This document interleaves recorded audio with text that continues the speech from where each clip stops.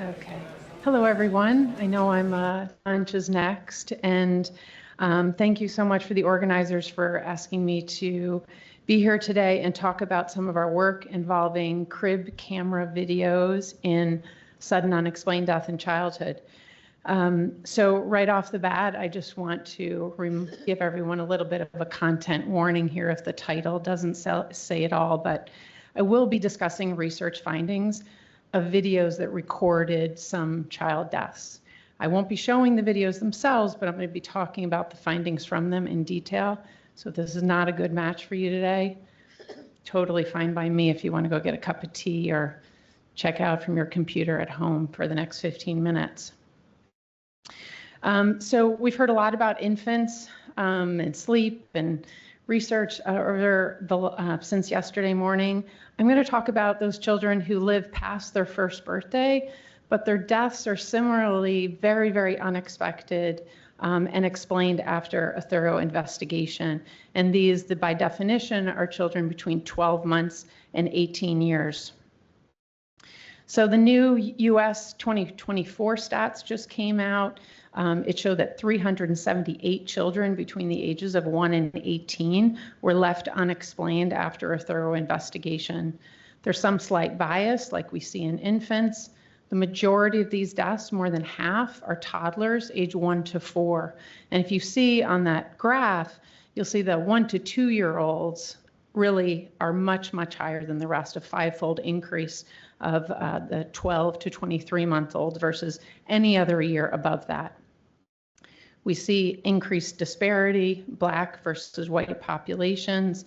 And just if we're thinking of those 378 children, that equates to over 25,000 life years lost just in 2024 in the US. Another term I'm going to be talking about is febrile seizures. And the reason is that febrile seizures are considered very benign. They occur in children 6 months to 5 years. 3 to 4% of all US children have them. Pediatricians will report to you dozens and dozens of cases they've seen in their offices, and they're considered benign, no negative outcomes on those children. What we see in SUDC cases is a 10-fold increase from that. And this was first identified just 20 years ago in 2005 in terms of some of the first registry cases in the San Diego data set. And febrile seizures come in 2 different categories, simple and complex. Simple are brief, they're less than 15 minutes, they're generalized, so they affect the whole body, and they don't repeat in 24 hours. And complex are different based on one of those factors. The rare negative outcomes that are most known about febrile seizures is a slight increased risk of developing epilepsy, more in complex febrile seizures. But the simple febrile seizures are the ones that we most often see in SUDC cases. So the work I'm going to be talking about today all comes from the SUDC Registry and Research Collaborative at NYU. It was started in 2014, and you can see our website there. You can get a lot more information about that. All of the data that we bring in starts and really centralizes on a really deep dive of every single child enrolled and how much we can learn from them. And part of that was a collection of information, which some of these children had these crib camera videos. But you'll see, and one of the other lecturers this morning mentioned that, it gives food for thought, these lectures here. And it's the same thing with reviewing our specific child deaths. We generate new hypotheses, and we're able to do these experiments out in the bubbles as a result of that, which facilitates even more research. So I'm talking about crib camera monitors. I just wanted to mention infant monitors have been around about 100 years. The first one was in 1938. It was called the Zenith Radio Nurse, and it came about out of fear and it was created by the president of Zenith to put a monitor in his daughter's room to make sure no one could come in and abduct her. It came from a place of fear. And with technology over the decades, you saw these changes of one-way and two-way sound radios or monitors. And then in the 90s, remember the nanny cams, like the little teddy bears that would sit on a shelf. Now in 2026, it's reported over 160 different brands of home baby monitors. These are wearables. They're literally worn on the child. There's nearables, lots of different items, monitors can be in the room. Some record, some are cloud stored, some are stored on your app on your phone. These are just a couple pictures here. I work with one of our undergrad students who's always updating my PowerPoint on what is available of monitors out there. And it's ever changing. You always have to keep up with it. So going back to our registry, we've enrolled over 400 cases. This is some information on the first 301 that completed reviews on our end. All of the cases that come through our registry go through a detailed blinded multidisciplinary review panel. Blinding meaning all the investigators involved don't know who the child is, where they lived, who investigated the case, and probably most importantly, what was the opinion of the original pathologist.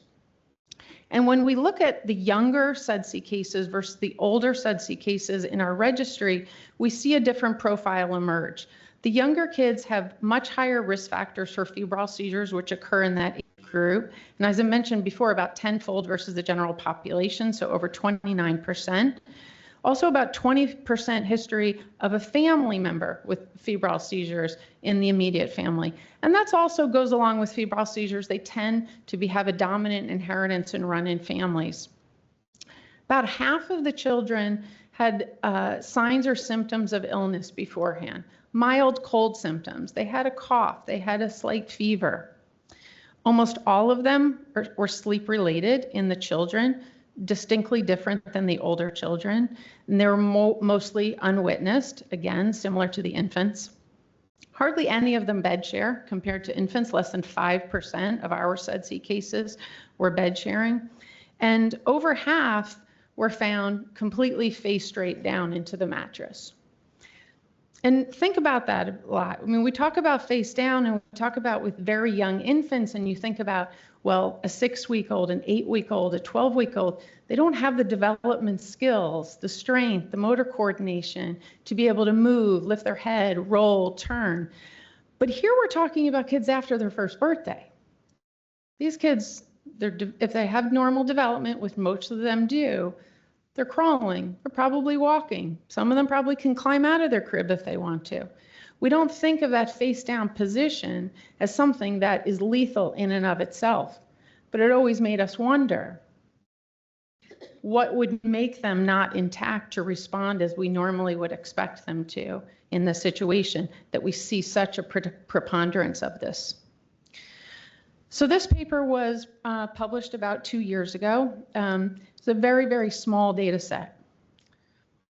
It included 7 videos of crib camera videos from the home environment. There were 4 boys and 3 girls. Their ages were between 13 and 27 months. All of them had normal development. The home videos, 5 of them were continuously recorded. The camera was on all the time, recording, recording, recording. 2 of them were triggered by sound or motion. So unless the child made a noise, the child moved in a significant enough way, the camera didn't click on to record. And in those cases, it recorded 10, 30 seconds. So here's an example of one that was triggered by a motion or sound. And you can get the feel, we don't understand the full story here. What we see in these little blips of the gray is the camera was turned off, we don't have no information. And then we have these blips of like 30 seconds where we see the child is alive, they're breathing, nothing else really jumps off the screen at you, what's going on. So it was hard to understand really what happened to this child. So this was considered an indeterminate video. So I mentioned before, all 7 of the cases, like all of our cases in the registry, go through this blinded multidisciplinary review. We classify cases based on the unexplained pediatric deaths guideline that I mentioned in an earlier session. Of these 7 cases, it was deemed that none of them had diagnostic findings in terms of cardiac pathology, neuropathology, or trio whole exome genetic sequencing. And TRIO, just for everyone, that means we're studying the child and we're also studying both parents' genetic sequencing to use them as a comparator. Allows us to identify what's unique in the child versus what might be inherited. 6 out of the 7 were considered after everything, including the videos, to be unexplained sudden deaths with intrinsic and extrinsic factors. One of them was attributed to asphyxia, and this one was, the asphyxia was due to an obstruction of the airway due to enlarged tonsils in the setting of viral and bacterial infections. So we really focused on our 5 continuous videos. They were reviewed independently by 2 epileptologists, collectively with over 50 years of experience of taking care of patients with seizures and epilepsy. And then we had more than 6 forensic pathologists independently look at these videos. Of the 5 continuous videos, every single one of them showed a convulsive event. This was quite shocking to us because you see on the far left, only one of these children had a history of febrile seizures. The other 4, we don't know. Was this the first one? But we don't know. Almost all of them had some sort of mild signs or symptoms of illness. Again, nothing that you would rush to the ER about. They had a little cold. They had, these are kids between 1 and 3 years of old. They tend to get a lot of colds. They were all sleep related. They were all on their bellies. And 4 out of 5 were face down. The only one that was not face down was a child whose face was to the side that showed airway obstruction due to aspiration at the time of autopsy. So all of them had airway impacted. It was also important to note that these children did not die during these convulsive events. They were all alive for at least 2 minutes afterwards. I'll show you in the next slide, up to almost a half hour where we could see the signs of life. Here's another example. Red is showing movement. The little circle shows when the convulsive event occurred. And the sound is in blue. And you'll see in this child, as the others, all the convulsive events were less than 1 minute in duration. So if you think back to that febrile seizure graphic of simple versus complex, these were all brief. They were not status epilepticus where these seizures went on for a long time. But you'll see there was a brief seizure and then there's abnormal breathing for almost a half hour afterwards before the last sign of life occurs. This prone face position still makes us think a lot about this and understanding the role that seizures might be associated with some of these deaths. So we went back to all the data and we looked at, well, what's the probability of face down position in children by age and by those with a history of febrile seizures and those without? And we saw these 2 interesting trends. The blue is children who did not have any history of febrile seizures. And you'll see that the probability of finding them prone, face down, goes down the older they get. But the children with the history of febrile seizures, it stays elevated. It does not decrease over time with age. I also want to reiterate the limitations, as I've kind of mentioned, is a small sample size.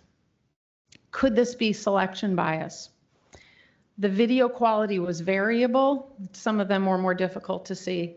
And we had no physiological monitoring on them. We did not have EEGs on them. We did not have EKGs. All of our assessments were limited to what we could see and what we could hear. But it also made me think about, well, are these, even though the cardiac pathology was negative and there was no cardiac findings on genetics, what is the relationship of face prone position in our non-infectious cardiac deaths in the registry? So this I just did last night because I was like, now I'm intrigued and I want to know what the data says. So we have 15 of these types of cases in the registry. 6 I didn't include, but 9 were all attributed to arrhythmias or cardiomyopathies. Just 2 of them were found prone face down. Almost 80% were not. So again, showing that those other ones likely were not due to cardiac reasons along with that. So in conclusion, all of the continuous videos, we found convulsive events. We don't know why these seizures occurred. We don't know why these children died after them. We think mild infections may have lowered the seizure threshold. Postictal depression of arousal or reflexes likely contributed. And as I mentioned, these parallel the courses that we see in monitored SUDC cases that was mentioned yesterday, sudden unexpected death and epilepsy. We had another talk yesterday about infants and seizure markers, and I just want to mention infant seizures are often very subtle. Sometimes they're just isolated apneas, and therefore they're probably likely underdiagnosed, and we don't really understand how big a problem that is. So our next question was, can we identify a seizure marker in these videos that could identify risk or protection of sudden death going forward? So this is a project we have and I'm going to be blatant, I'm going to be asking for your help. We got a grant from AES and working with several crib monitoring companies to collect videos of febrile seizure controls. Children living that had a febrile seizure during sleep, it was caught on camera, they had no negative side effects. Studying those compared to our SUDC videos, we've collected more SUDC videos since the paper came out. We have these febrile seizure controls, but anything we can add to the sample side will just make the conclusions richer. If you know of any SUID or SUDC tragedies that do have videos, please let us know. Please reach out. Love to collaborate and put those together and add to learn as much as we can from these tragedies. And finally, for the investigators at the scene, lots of these video devices, it's extremely time sensitive to get the data as soon as possible. Depending on the membership of different devices, the camera company may only have the data for 24 hours.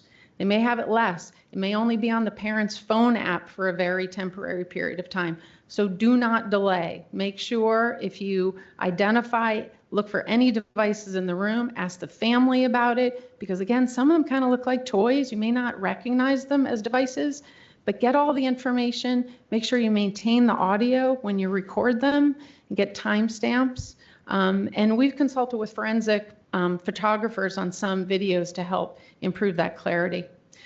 Thank you for everyone, for our team at NYU, our external collaborators, all the sponsors, the amazing support that we have for our research, and most greatly, thank you for the bereaved families who entrust us with this incredibly sensitive information to improve the health of other children going forward. So thank you so much.